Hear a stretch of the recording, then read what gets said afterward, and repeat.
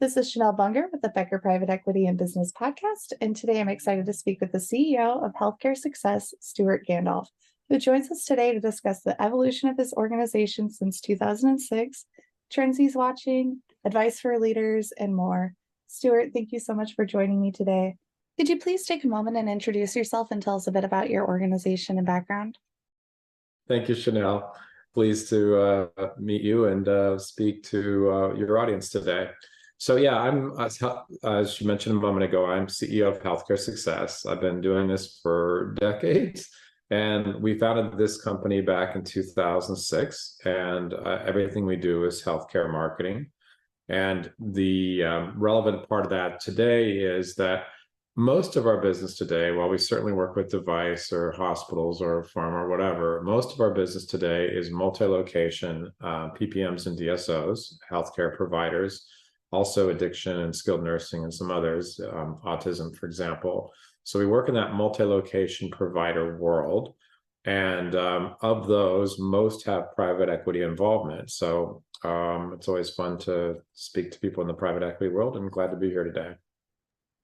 Perfect. Thank you so much. And before we started recording, you mentioned that you had just done a webinar on multi-location healthcare marketing. Could you maybe speak to that for a little bit? Yeah, sure. So the periodically we do a lot of speaking, a lot of writing, and periodically we put together something that kind of encompasses everything. And so in our recent webinar, we talked about some of the consumer trends out there. And so the consumer trends can include healthcare consumerism, certainly consolidation among providers, as well as disruptors. So from a marketing point of view, clearly in private equity, you have a lot of other changes going on, but that's some of the things that we talked about in terms of the broader trends. And then in terms of, what to do, one of the big concepts we talked about in our webinar is when you're looking at multi-location marketing, the way we would describe it is when we take on a new client, we don't just have a new client, we have 100 new clients. In other words, they have 100 locations. Each location is a business with its own marketing challenges, its own competitive mix, its own opportunities, its own goals.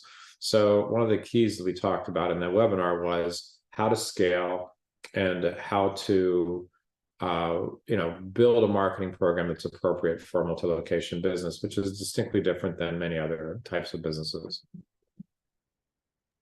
Perfect. Thank you so much. And that leads me into my next question. You already mentioned some trends, but what other trends are you currently watching in your space right now? Well, I would say clearly there are some winners and losers out in the world of private equity-based multi-location providers. There's some shakeups, even some successful exits are happening, as well as consolidation. So I think that is a really big trend.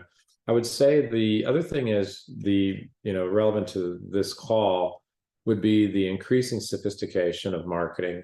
And so the early phases were, certainly growing and then growing again by acquisition. But I think that the, marketing sophistication is raising, although there's always new entrants. So the competition part is really important, I think, in terms of the trend of what we see. And also the marketing budget can vary a lot. And so another quick maybe insight here is just because an organization is big does not mean that it's necessarily sophisticated in terms of its approach to marketing. So we see a pretty broad spread. Some are very, very sophisticated, others are not. And some are winning market share where others are not. Got it. That makes a lot of sense. And going into the last part of 2023, what are you most focused on and excited about? Well, from our standpoint, the whole industry is evolving. And from our own standpoint, what's exciting to me, I guess, honestly, is we're growing, right? Like our audience is growing, our business is growing. But I feel like the level of sophistication that's out there really fits our business. And so one of the things that I like is, again, we work with clients that are starting from zero with marketing, and that's always fun. But also happens, though, is when we have somebody who is, more sophisticated, they just appreciate what we do even more, right? It's like a fine wine. So that's, super exciting. So I think that's really important. And I think that, being much more focused in, goals from our standpoint and also from our client standpoint are really important. Thank you so much. And do you have any examples of what you're most proud of from the last 6 to 18 months? Yeah, well, for sure. So I would tell you one great story is we took a startup health provider, particularly primarily testosterone, I think 5 or 6 years ago, and we helped them grow from a startup to the leading provider of testosterone in the nation. They were actually able to buy their largest competitor and now are the largest provider of testosterone. So that was a super fun journey with them, starting off from a very direct response point of view to moving forward with them to beginning to create a brand, because in the initial days we're just focused on traffic volume, but over time they wanted to focus more on messaging, creating the right brand, distinguishing, and just doubling down on what works. So it was a multimedia campaign. So that, it's those kinds of projects are always fun when you're working with something from the very beginning all the way through that kind of successful growth. Absolutely. And it's kind of rare to see CEOs last as long as you have with 17 and a half years at one organization. So you're kind of the perfect person to ask this question. With that, could you maybe share a few pieces of advice for leaders? Well, in the private equity space, in the healthcare space specifically, my biggest thing, because there's lots of advice just generally about leadership. Something I just shared on LinkedIn was about, if you're not taking the leadership, somebody else is, and I hope they're good. And that's really important, because in the absence of leadership, other people will emerge, and sometimes they're not always positive leaders. But I would say, in the more relevant to this specific niche, one of the common themes that we like to talk about a lot with our clients and their private equity investors is that marketing is oftentimes really an underestimated tool. So when we're looking at private equity, some of the tools that they're using all the time, and of course they should, are things like revenue cycle management, thinking about ancillaries, thinking about new locations or acquisitions.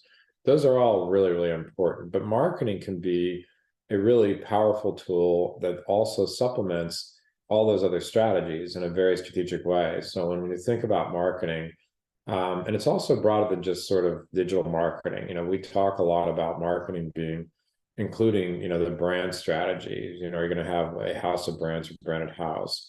We talk about digital, of course, and everything there, paid search, SEO, social, reputation, all those things.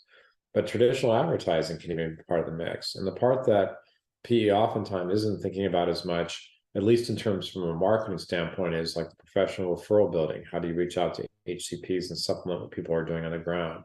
How do you create the right patient experience, and again support that with marketing? And then there's PR part of it. So all of these things can help drive revenue, and that's a secret that I think is just underappreciated. It's like marketing oftentimes, especially if it's not in dermatology and dentistry, people think about it a lot, but in other less consumer direct specialties, it also can be a vital driver of growth and revenue. Perfect. Thank you so much. And I also want to thank you, Stewart, for joining me today on the Becker Private Equity and Business Podcast. It was a pleasure. Thank you. Thank you so much, Chanel.